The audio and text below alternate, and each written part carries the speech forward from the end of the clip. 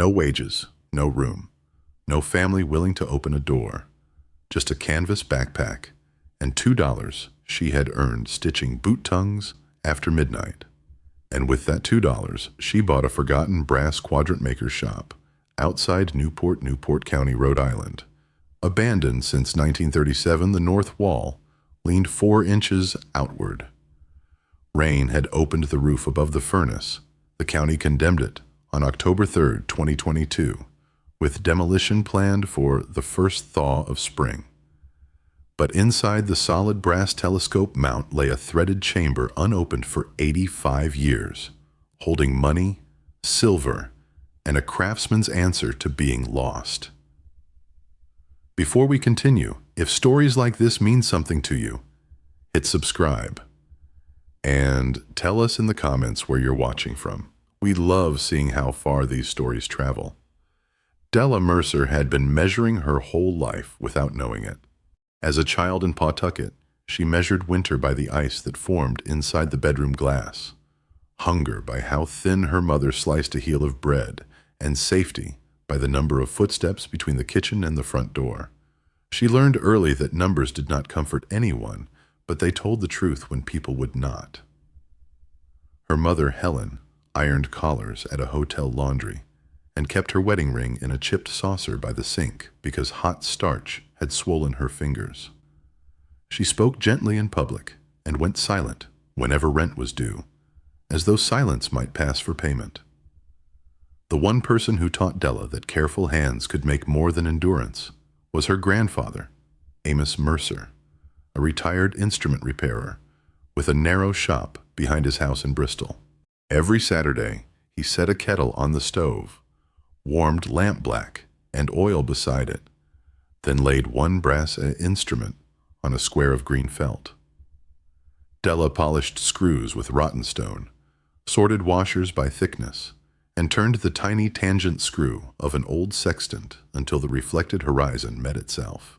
Amos made her repeat each motion slowly, never correcting her with his own hands, unless she asked. At noon they ate saltines with apple butter, and afterward he let her work the foot treadle on a small dividing engine whose steel wheel clicked like a patient clock. A true line does not hurry to prove itself, he told her once, after she spoiled a scale by forcing the graver. Years later, she understood that he had not been speaking only about brass. Amos died in March of 2018 after 3 quiet weeks in a hospital overlooking Narragansett Bay. By the time Della reached his house, cousins she barely knew had emptied the shop. The sextant, the green felt, the dividing wheel, and the walnut case of gravers were gone. Only a ring of pale dust remained where the workbench had stood. 4 years later, she worked the eyelet press at Harrow and Pike Leatherworks, where the windows were painted shut and solvent hung beneath the rafters. The floor manager, Warren Voss, wore his watch over his shirt cuff and tapped its crystal whenever anyone slowed. He never shouted. He moved through the room with a clipboard, lowering his voice until the women bent closer to hear him, then blaming them for leaving their stations. When a guard on Della's press slipped loose, he told her to keep running the batch. The die came down crooked and split the web between her thumb and forefinger. Voss wrapped the hand in shop gauze, wrote operator error on the incident form, and dismissed her before the blood dried through. The clinic bill took her final paycheck. 11 days later, on November 14th, the landlord set her sewing tin on the hallway floor beside a tied blanket. You knew the rent was due last Friday. Exactly 8 words. Della looked past him toward her mother, who stood inside the room wearing Amos's old gray cardigan. Helen held the doorknob with both hands. She did not speak, did not move the landlord's arm, did not reach for the tin. When the door closed, one spool of black thread rolled from the lid and rested against Della's boot. For 6 weeks, she traveled south, and east because motion cost less than staying still. She slept first beneath the choir loft at a Providence mission, then in a bus shelter near Fall River where the glass sweated through her coat. In New Bedford, she spent 40 cents on coffee and remained in the diner until dawn. In Tiverton, she slept behind a garden center, between stacked bags of cedar mulch.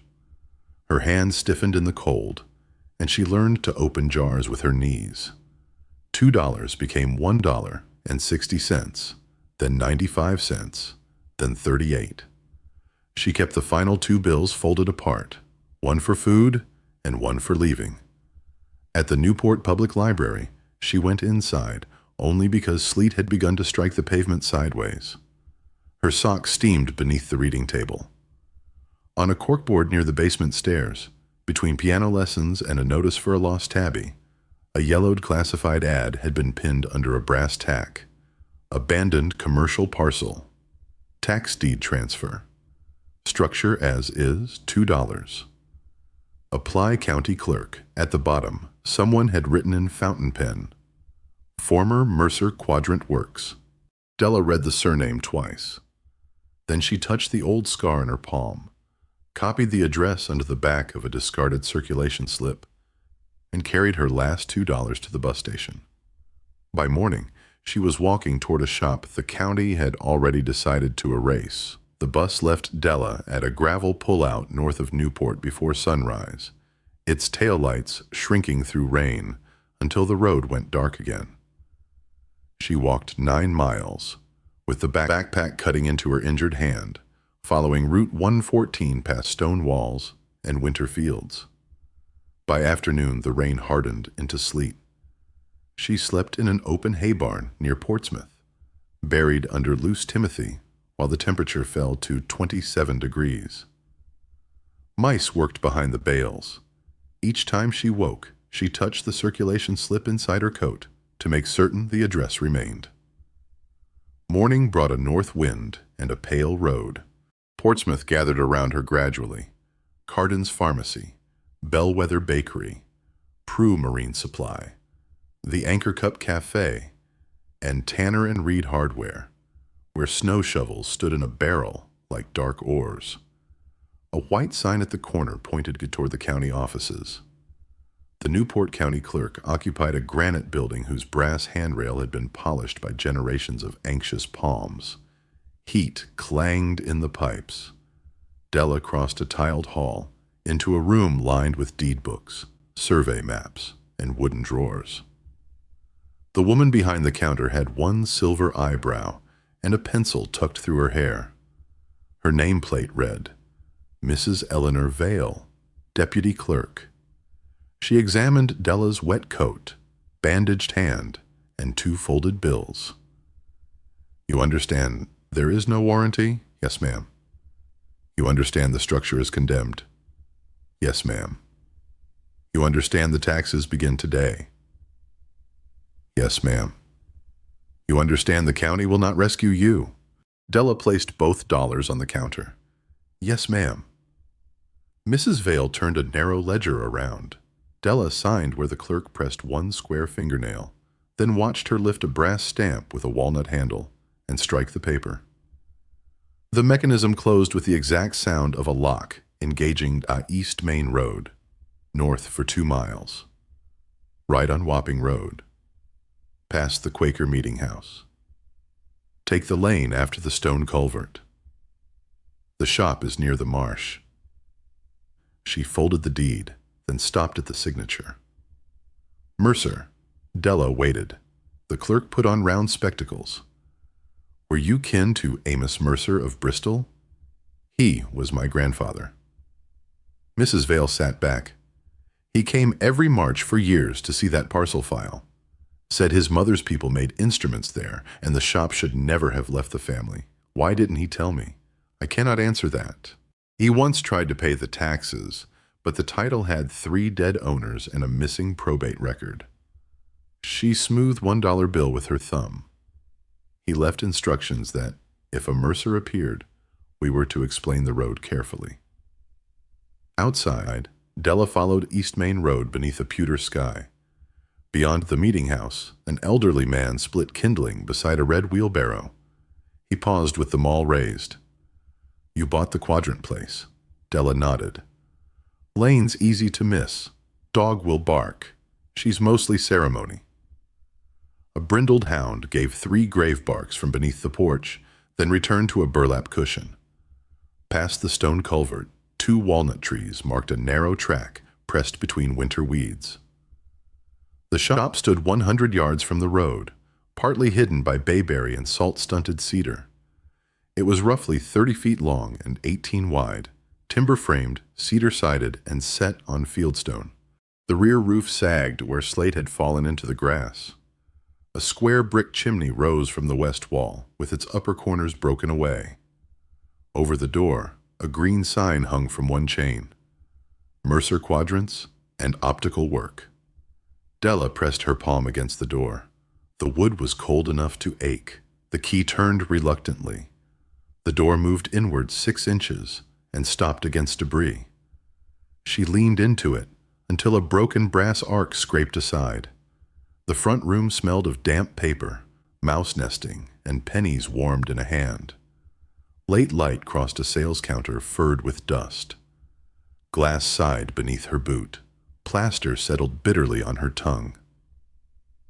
Empty instrument cases lined the north wall. Their velvet had gone gray, but the fitted hollows remained. Quarter circles for frames, narrow channels for telescopes, square beds for mirror boxes.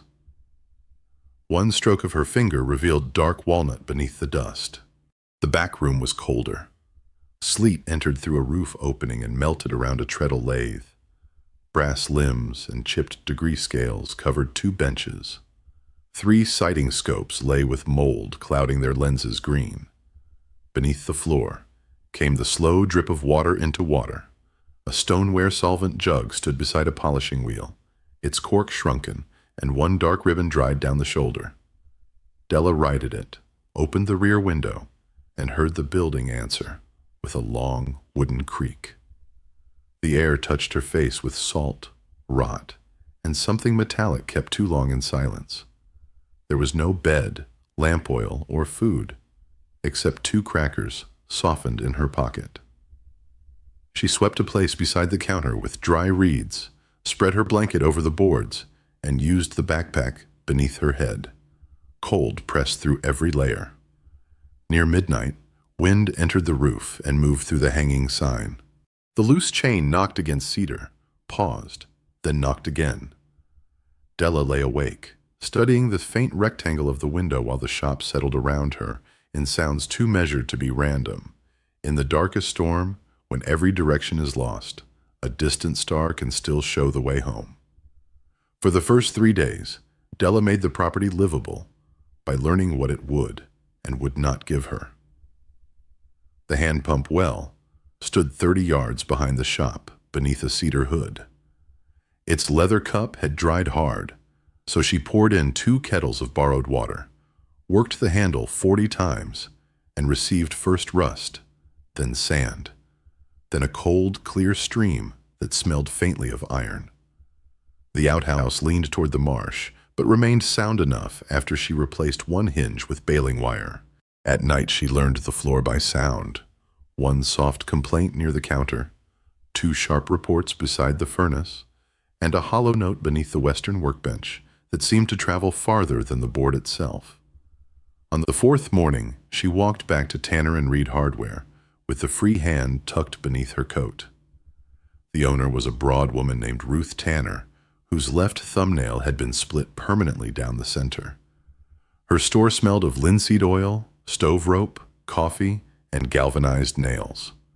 Drawers rose behind the counter from floor to ceiling, each labeled in black ink. Cotters, ferrules, escutcheons, taper pins. Ruth looked at the deed Della placed beside the cash register. "You have money for supplies?" "Not today." "You have work in town?" "No." Ruth rubbed the divided thumbnail against her apron. "Then we'll call it an account until you do." "I cannot promise when." I didn't ask when. She wrote Della Mercer, Quadrant Shop, in a ledger and slid a dog-eared book across the counter. County Library discarded this. Keep it dry. The book was Home Repairs for Coastal Buildings, printed in 1949, with pencil notes crowded into every margin. Della bought only what the shop required immediately. A chimney brush for $3.25, 20 feet of rope for $1.10, a tin of stove cement for 85 cents, a pound of cut nails for 60 cents, and 2 gallons of kerosene at 32 cents each. Ruth added a used hand scraper and did not enter it in the ledger. Back at the shop, Della tied the chimney brush to the rope and weighted its lower eye with a broken sash weight. The roof was too weak to climb, so she removed the stovepipe, stretched an old flour sack across the opening, and fed the brush upward from below. She pushed until the bristles struck the first bend, twisted the rope, withdrew it, and repeated the motion. Dry creosote fell in brittle plates. The finer soot passed through the sack weave and blackened her wrists. The obstruction near the crown took 4 hours. She taped 2 brass measuring rods together, bound the brush to their end, and worked it around the bend a few inches at a time. When the final crust broke loose, it landed in the firebox with the weight of a dropped skillet. She cleaned the smoke shelf, sealed a split seam with stove cement, then held a burning twist of newspaper beneath the flue. The flame leaned upward. At dusk she laid 3 cedar splints across 2 dry chunks of oak the old man by the road had left near her door. The first fire smoked into the room. She opened the rear window, warmed the flue again, and tried once more. This time the draft caught with a low inward breath. She heated well water in a dented saucepan and cooked oats Ruth had wrapped in brown paper. Steam softened the cold around her face. Della ate seated on an overturned instrument case, watching orange light move across the brass fragments, as though some of them had remembered what fire was for. The following morning, she began the inventory. She found an A-frame quadrant, nearly 4 feet across, its limb broken at 23 degrees, but its engraved divisions still exact. Beside it lay the rusted carriage of a dividing engine, a box of agate bearings, 2 index mirrors silvered black at the edges, a telescope tube without its objective lens, a hand vise with horn jaws, and a set of gravers wrapped in oilcloth, stiff as bark. Beneath a canvas sheet stood the largest object in the room, a demonstration quadrant built for instruction or calibration, its heavy telescope mount rotating upon a solid brass pedestal. Della cleaned each object with kerosene and cotton rag rather than polish. Amos had taught her that dirt should be removed before age was mistaken for dirt. The quadrant's arc showed 90 degrees in engraved half-degree marks, with a narrow vernier plate still attached near the index arm. The mount carried a short-sighting telescope, whose lenses had bloomed with green mold. When she loosened the clamp, the telescope moved, but the pedestal beneath it did not. She tapped the brass with the wooden handle of the scraper. The frame answered brightly, the pedestal answered low. She tapped again along the base, changing the distance between strikes. Most of the casting rang with a dense bell note. One section near the rear produced a shortened sound, neither solid nor cracked. Della removed the telescope and tried to lift the mount. It weighed far more than its dimensions allowed. She dragged a scale from beneath the bench, cleaned its knife edges, and balanced the pedestal against iron weights. 78 pounds. By volume, even solid naval brass should have weighed less. She wiped the base until a faint circular seam appeared beneath verdigris. It was not a casting line. The circle was too deliberate and perfectly centered. Around its edge ran 6 marks no wider than hairs. They corresponded to the jaws of a tool she did not possess. For 2 hours, she soaked the seam with kerosene, warming the brass gently with cloths laid near the stove. She shaped 2 broken divider points into pins, set them opposite each other, and joined their handles with wire to make a crude face spanner. The first turn failed. The second bent 1 pin. She stopped, sharpened both points, and tried again with pressure divided evenly through her shoulders. The disc moved 1 fraction. Green powder rose from the threads. Della worked it backward, forward, then backward again, never more than a 16th of a turn. Near sunset, the circular plug came free, revealing not metal, but the end grain of cedar, fitted inside the hollow core. The cedar disc carried a small leather loop. She did not pull it immediately. She cleaned the brass filings from the opening, laid a blanket across the bench, and washed her hands. Only then did she draw the disc outward. Behind it rested 3 packages wrapped in waxed sailcloth. The first held Amos's walnut case of gravers.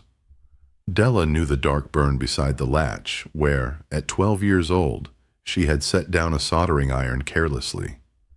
Inside lay every tool that had vanished after his death. Flat gravers, lozenge gravers, a burnisher of polished agate, 2 screw plates, and his brass loop with the black silk cord still knotted through its eye. The second package contained raw material. There were narrow mirror blanks, silver wire, 2 bars of naval brass, stamped 464, and a small ingot of speculum metal, wrapped separately against corrosion. Beneath them lay a thin handbook, bound in oilskin, and titled in Amos's handwriting, "Formulas for Permanent Sun Glare Mirrors." The third package was a tin cash box. Its lock had already been removed. Della lifted the lid and found cloth rolls fitted tightly from side to side. She opened the first roll upon the blanket. Gold coins rested in stitched pockets, each separated from the next so they could not strike together. She closed the front door and drew the curtains before continuing. Money required most of the night to count. There were $20 St. Gaudens pieces, $10 Indian head eagles, $5 Liberty half eagles, and silver Morgan dollars, darkened around their rims. Paper currency lay beneath them in packets bound with cotton tape. Della counted once by denomination, once by roll, then a third time, with figures written in the margin of the repair manual. The total was $48,400. At the bottom of the box lay a tiny vernier scale made of solid silver, its divisions finer than any she had seen. Beside it rested a purple heart, dated 1918. The ribbon faded toward brown, and an envelope addressed in a hand she recognized before she allowed herself to admit it. Dear Keeper of the Shop. Della set the letter beside the lamp. She did not open it. She returned every coin to its stitched pocket, wrapped the cash box in the blanket, and sat until the fire collapsed into red seams. Then she carried Amos's loop outside and walked beyond the walnut trees to the marsh. The tide was high. Newport's distant lights trembled upon the water, but above them the sky had cleared. One star stood low over the black horizon, steady enough to measure by. In the darkest storm, when every direction is lost, a distant star can still show the way home. At first light, Della brought the envelope to the front counter and placed Amos's loop beside it. The paper had yellowed around the edges, but the handwriting remained firm, each capital cut with the same deliberate slant found in his repair notes. She recognized the hand, not because she had seen this letter before, but because those letters had once labeled every drawer of his workshop. She opened the envelope with a warmed palette knife. My dear one, whoever you are, if you have reached this letter, then you have already done the difficult work. You noticed that the pedestal was wrong. You listened instead of striking harder. That is enough for me to trust you with what remains. My name is Eleanor Ruth Mercer. In Providence, on September 6, 1987, Dr. Samuel K. Levin told me that the weakness in my hands was amyotrophic lateral sclerosis. He advised me to settle my affairs while I could still sign my own name. I returned here and began closing the shop properly. The trade closed on November 19, 1937. My father covered the benches, greased the dividing engine, and locked the door. More than 30 years passed without an instrument leaving this room. Silence can preserve a tool, but it cannot teach anyone how to use it. Our line began with Nathaniel Mercer, who cast navigation frames in Newport in 1788. His daughter Abigail carried the work to Bristol in 1821 and cut scales finer than her brothers could cut them. Abigail's son Thomas opened this shop again in 1867 after serving as a shipwright in New Bedford. His daughter Clara, my mother, silvered mirrors here. From 1894 until 1937, I was born above the workroom in 1910 and remained after the order stopped. My husband, Daniel Price Mercer, was killed in the Meuse Argonne, fighting on October 9, 1918. The metal in the box was sent afterward. I kept it because metal remembers the hand and the fire, even when governments remember only the date. The coins were saved from instrument orders, repairs, and the sale of our Bristol rooms. They are not wages for finding them. They are working capital for keeping the roof sound, the chimney drawing, and the benches useful. Spend only what the building asks of you. The oilskin handbook contains my mother's mirror formula. Heat the brass backing to 140 degrees Fahrenheit before silvering. Mix 1 part rouge with 8 parts distilled water for the final polish. Let each silver coat rest 9 minutes before rinsing. Never grind a mirror dry, and never adjust the index glass while the frame is warmer than the room. The small silver vernier was cut by Abigail Mercer in 1826. Its 10 divisions measure 9 divisions of the main scale. Keep it clean with chamois alone. Powder will soften the marks. Behind the back door, beneath the 3rd cedar board, you will find our maker's mark cut into stone. Stand there before you decide what belongs to you. An inheritance is not what one receives. It is the work one agrees not to abandon. Amos knew about the chamber. I asked him to wait for someone who listened as he did. Perhaps he chose you. Perhaps the shop did. The house is not empty. It has been waiting. You are welcome here. Eleanor Ruth Mercer. December 12th, 1987. Della read the letter twice. The second time, she rested her injured hand flat on the counter and followed every line with the forefinger of the other. When she finished, she folded the pages along their original creases, neither sharpening nor smoothing them, and returned them to the envelope. Behind the back door, the 3rd cedar floorboard was darker than the rest. She loosened 2 rose head nails with the edge of Amos's flat graver and lifted the plank. Beneath it lay a narrow granite marker, set level with the joists. A quarter circle had been carved into its face, crossed by a plumb line and a single 5-pointed star. Within the arc were 4 initials, NM, AM, TM. C.M. Della cleaned the carving with a dry brush. Then she stood with both feet on either side of it, as the letter instructed. Nothing spoke, nothing needed to. On a shelf above the dividing engine, she found a small brass whale oil lamp with a green glass shade. The reservoir still held a finger's depth of kerosene. She trimmed the blackened wick, set the chimney upright, and touched a match to it. Light gathered slowly inside the glass and settled over the benches without reaching the corners. In that circle of light, small debts returned to her. Mrs. Vale had explained the road twice and kept Della's first dollar flattened beneath the deed ledger. Ruth Tanner had opened a credit account without asking for proof that it would ever be paid. Silas Reed, the man with the red wheelbarrow, had left split oak at the door before the chimney was safe. In New Bedford, a waitress named Mara had refilled Della's coffee after the 40 cents were gone and turned the cup upright whenever the manager passed. None of them had rescued her. Each had moved one obstacle aside. Before we leave this room, think of one small kindness someone once gave you when they had no reason to expect repayment.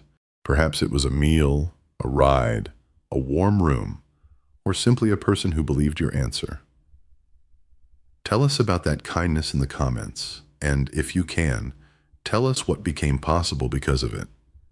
That night, Della laid the walnut graver case on one side of her blanket and the tin box on the other.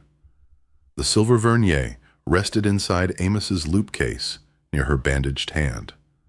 The lamp burned low until the shop's old shadows drew close enough to keep watch. The first snow came on December 3rd and measured 5 inches against the north wall, though the wind left the rafters almost bare.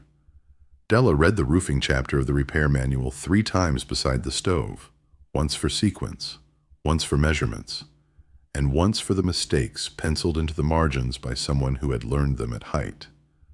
The roof measured 32 feet by 20, allowing for overhang. She calculated 14 squares of cedar shingles with waste, 4 rolls of 30-pound felt, and 32 pounds of hot-dipped nails. Ruth Tanner checked the figures, crossed out 1 roll, and placed a roofing hatchet on the counter. Its pole was polished smooth, and a notch had been filed into the blade for pulling nails. "It belonged to my brother," she said. "He won't need it."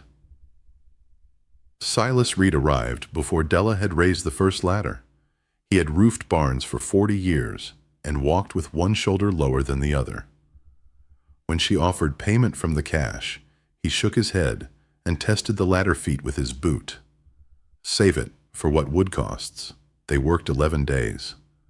Della sistered the split rafter with a 16-foot pine board, bolted through at 18-inch intervals. Silas snapped a chalk line across the felt, then showed her how to drive each nail in 3 strokes. Set, sink, finish. The rhythm spared the shingle and the wrist. "That nail's proud."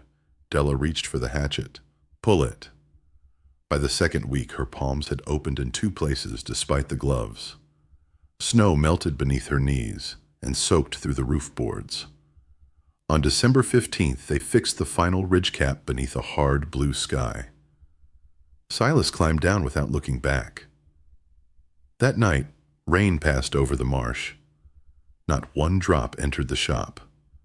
January exposed what fire had concealed. Bricks near the chimney crown had begun spalling, their red faces falling away in thin shells, while the joints beneath them yielded powdered mortar at the touch of a nail. Della dismantled the worst courses 1 brick at a time, marking each sound piece with chalk. Ruth helped her mix hydraulic lime with washed sand at 1 part to 3, then add 1 measure of fire clay for every 4 measures of mortar near the flue. Portland cement would have set faster, but the old brick needed a joint softer than itself. For 3 weeks, temperatures remained in the 20s. Gloves dulled her sense of pressure, so she laid mortar barehanded, packed the joints with a narrow pointing iron, and stopped every 15 minutes when her fingers went numb. She warmed them around a stone heated near the stove, never close enough to thaw them sharply. The wind knocked 2 fresh joints loose during the second week. Della scraped them clean and began again. She rebuilt the crown with a slight outward slope and pressed a copper flashing edge beneath the roof shingles, folding each corner with Amos's old hand vise. On January 29th, she lit a test fire with newspaper, cedar, and 1 dry oak split. Smoke rose through the repaired flue and drew cleanly past the crown. Outside, it lifted straight for several feet before the wind carried it toward the bay. Della stood beneath it until her hands grew cold again. The floorboards were white pine, though 80 years of oil, ash, and wet boots had hidden the grain. Hand-cut rose-head nails held them to chestnut joists, and Della refused to replace any board that could still bear weight. She rented a random orbit sander from Ruth for $14 a day. Before starting, she drove every proud nail below the surface with a square punch, then worked the room in 3 passes, 80 grit to remove the black crust, 120 to level the scratches, and 220 along the grain for the final finish. The machine filled the shop with a rising wooden haze. Resin warmed beneath the paper and smelled like split kindling. The work took 4 days, because she stopped often to empty the dust bag outside, far from the stove. 2 warped boards near the back door were lifted, turned, and fastened again through their original nail holes. She wiped the floor with mineral spirits, then laid 3 thin coats of tung oil, each rubbed in with cotton cloth, and left to cure. After the last coat, she closed the shop for 48 hours and slept in the hay barn again, rather than mark the surface. When she returned, the boards had shifted from dark honey toward mahogany. The nail heads appeared as small, black constellations. One morning in late January, Della rose, unable to begin. She carried coffee to the marsh and watched a great blue heron stand in the shallows, its body still, while the tide moved around its legs. It waited nearly an hour before striking once. Della did no work that day. There were 8 windows in the shop. 3 had no glass at all. 4 were cracked from sash to sill, and 1 held a wavering original pane dated by its frame to 1788. Della preserved that pane, including the bubbles and the faint diagonal flow that bent the walnut branches outside. She removed the other sashes to the workbench, softened the old putty with gentle heat, and lifted each shard from its points. Ruth ordered cylinder glass close to the old thickness. Della cut it with a wheel dipped in kerosene, scoring once and snapping along the bench edge. The AP-33 glazing putty came from the can stiff with cold. She kneaded each handful until pliable, pressed a bedding line into the rabbet, set the pane, and fixed it with triangular points spaced 8 inches apart. The finished bead was drawn with a putty knife held low, leaving a smooth bevel that would shed rain beyond the wood. The sash cords had rotted inside the pockets. She replaced them with 1/4-inch cotton line, lowering each cast iron counterweight through the access panel and securing it with a figure-8 knot. The first knot slipped. She pulled the sash apart and tied it again rather than hide the error. By the final window, February light had begun lasting past supper. Della set the preserved 1788 pane into its repaired sash and eased it upward. It balanced at any height without dropping. Outside, a chickadee landed on a walnut branch no thicker than a graver. It turned its black-capped head toward the new glass, remained for 1 breath, and flew across the clearing. The walls near the chimney had once been horsehair plaster, laid over hand-split oak lath. 3 of Della's first patches failed. 1 cracked before drying. 1 sagged from the keys. The 3rd fell at midnight and broke across the floor like thin ice. Ruth brought an old feed bag from her barn, half filled with clipped horsehair, saved by her father. Della soaked the hair, separated it by hand, and mixed it into lime plaster until each trowelful held together when turned. She dampened the lath and pressed on a scored scratch coat, forcing plaster through the gaps to form new keys. The brown coat followed at 3/8 of an inch and cured for 72 hours beneath wet burlap. The finished coat went on 1/8 of an inch thick, drawn tight with a steel trowel, and softened at the edges with a damp brush. When the final wall dried without moving, she placed her palm against it. These patches will hold another 100 years. Doris Bell, who owned the Anchor Cup Cafe, had red spectacles suspended from a chain across her apron. Twice a week she left paper bags on the shop doorstep containing bread ends, soup in a sealed jar, and sometimes a slice of ginger cake wrapped in wax paper. Della carried payment to the cafe after selling 1 damaged brass fitting for scrap. Doris pushed the coins back with 2 fingers. In candles, when the shop reopens. Caleb Reed arrived on a blue Schwinn with a splitting maul laid across the handlebars. He was 16, all wrists and knees, with 1 bootlace replaced by copper wire. Without asking, he split the remaining oak behind the chimney and stacked it bark side up beneath the eaves. Della offered him $2. He shook his head and looked toward the shop sign. My mother said, "About your grandfather." After that, He came on Saturdays and rarely spoke, unless a handle was loose or wood had been stacked badly. Reverend Boyd passed the lane each morning in a brown coat shiny at the elbows. His beard was white only on one side. He never entered the shop, never asked whether Della attended church, and never slowed long enough to make kindness into an obligation. He tipped his hat toward the chimney smoke and said the same 4 words. Keep her roof sound. Della postponed the cellar until February 11th, when the ground had frozen hard enough that water stopped seeping through the foundation. 7 granite steps descended beneath the workroom.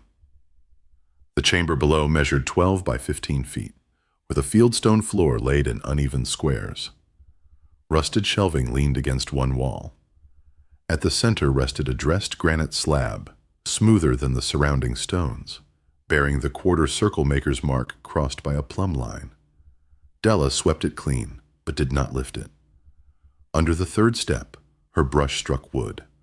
A small oak box had been wedged behind the riser and sealed with beeswax. Inside lay a brass key whose bow had been shaped into a quadrant arc, complete with 3 engraved degree marks. Beneath the key was a tintype dated 1903.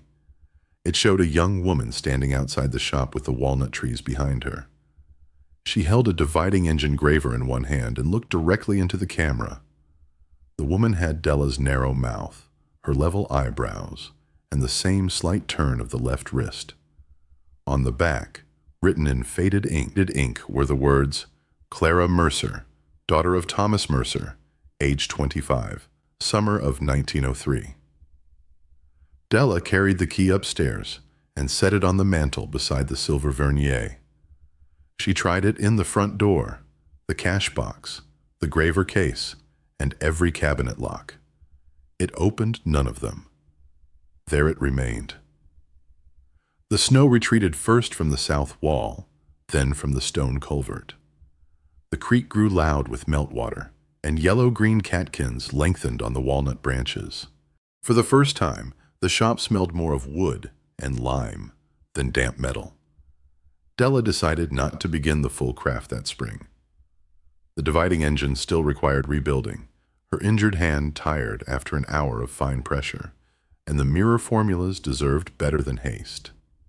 She selected 1 worn Morgan dollar from the cash and exchanged it for brass sheet, silver nitrate, rouge, and 2 small mirror blanks.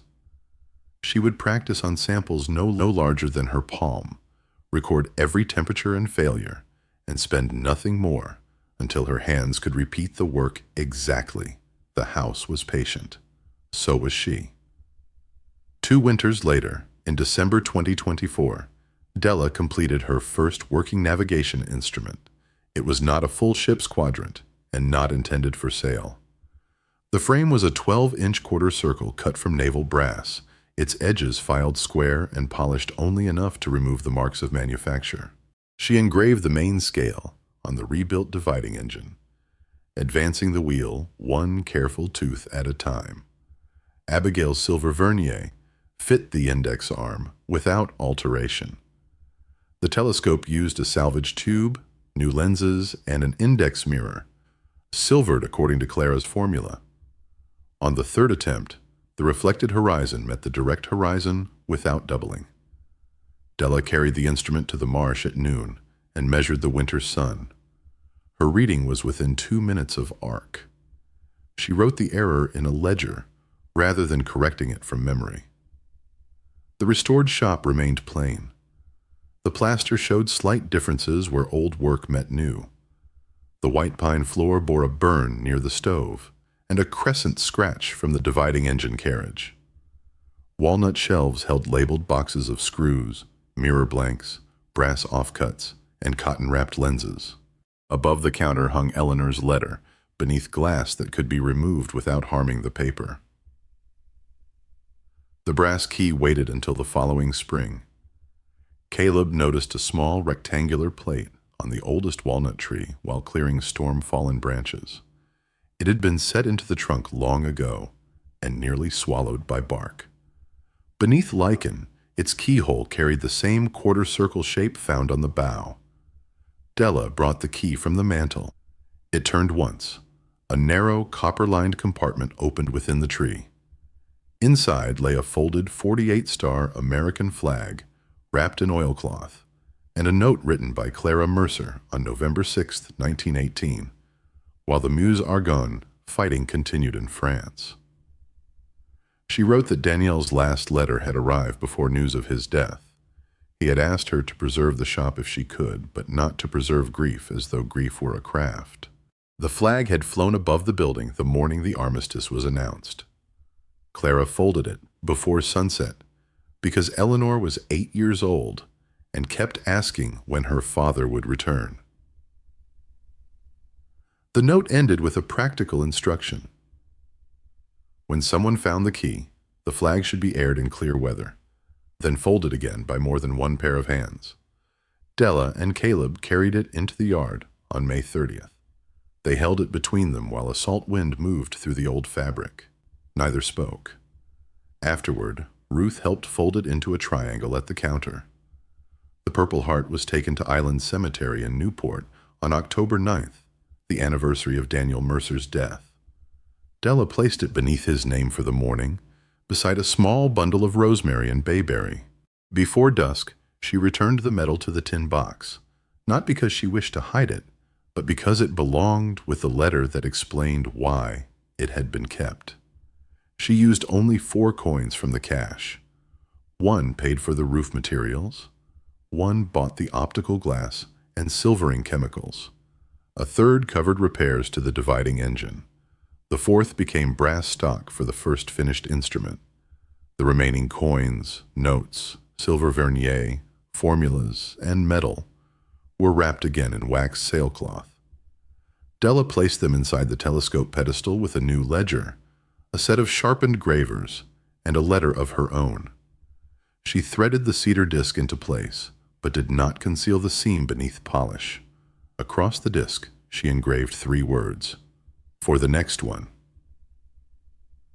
The shop reopened without announcement in March 2025. Doris pinned an index card to the cafe corkboard between piano lessons and a notice for a missing terrier. Mercer quadrants and optical repair. Mirror, resilvering, scale engraving, small instruments by order. Patient work only. The first customer brought a sextant inherited from an uncle. The second mailed an octant from Maine, whose ivory scale had lifted at one end. By autumn, the mailing list held 43 names, written in Della's ledger, though no more than 3 commissions were accepted at once. She still closed on Wednesdays to practice. Caleb returned one April morning carrying a hand-carved sign across the handlebars of the old Schwinn. He had grown into his wrists, though the bicycle remained too small. The sign matched the weathered lettering above the door.